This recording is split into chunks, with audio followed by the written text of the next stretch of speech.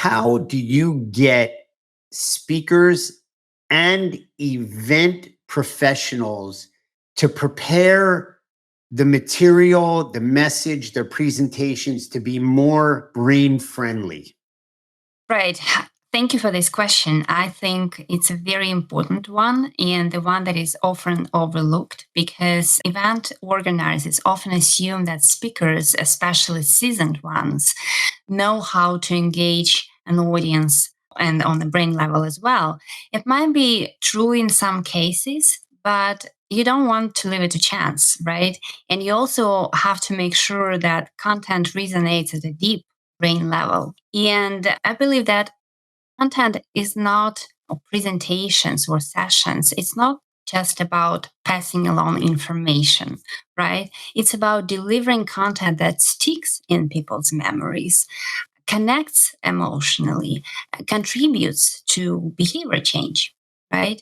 And to do that, you need to understand what helps and what hinders audience involvement, engagement, what creates this connection between a speaker and an audience during a keynote or any other session.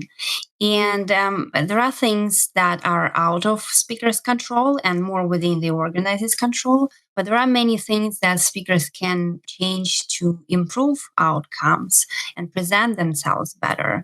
But again, I recognize that they are not necessarily experts in the neuroscience of learning or in behavioral science. And I believe that the responsibility, big chunk of responsibility, lies with the organizers to brief speakers and help them learn how to make their content brain friendly. And some of the examples and mind that it's not about big changes. It's in many cases it's about small tweaks that can be even more powerful. So a couple of examples that I can share. Take slide design, right?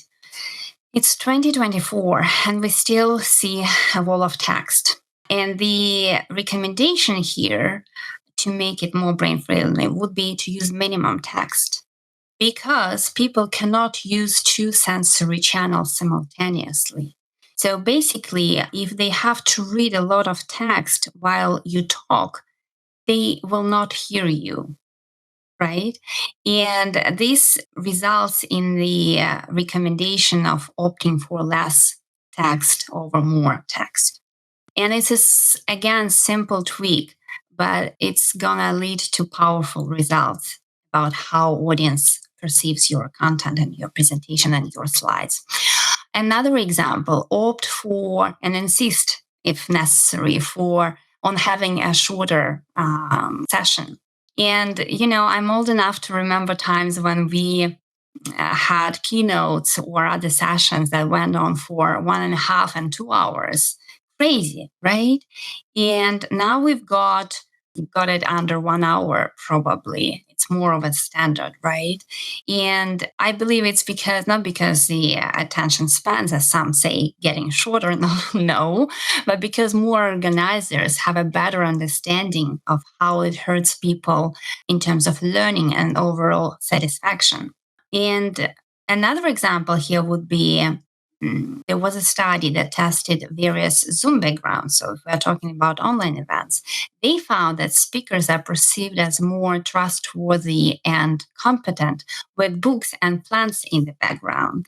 Can you imagine? So I think briefing speakers and giving them tips that are research-based is the way to make their impact and their content more effective, their impact stronger. So it's a win-win all around for the audience, for the speakers, and for the organizers.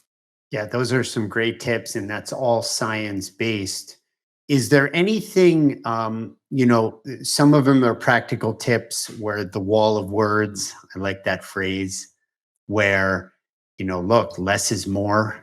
And it's true. I guess as you're saying it, I'm no scientist, but neurologically, the wall of words displaces our attention. And now they're no longer hearing you. They're having to activate reading, which is a whole different neurons are firing, or I'm making up my science understanding a little bit, but the attention is displaced or redirected.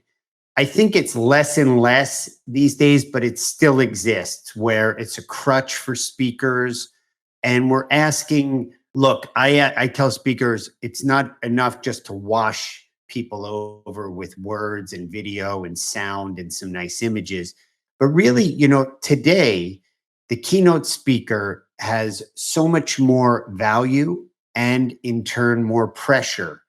And when we're preparing the keynote speakers, it's not enough to tell them the mood, to tell them what's going on in the industry or the specific organization they're presenting to. A lot of those is data, and we need to inform the speaker of that. But they really need to be in tune with a shorter presentation these days, sometimes even 30 minutes.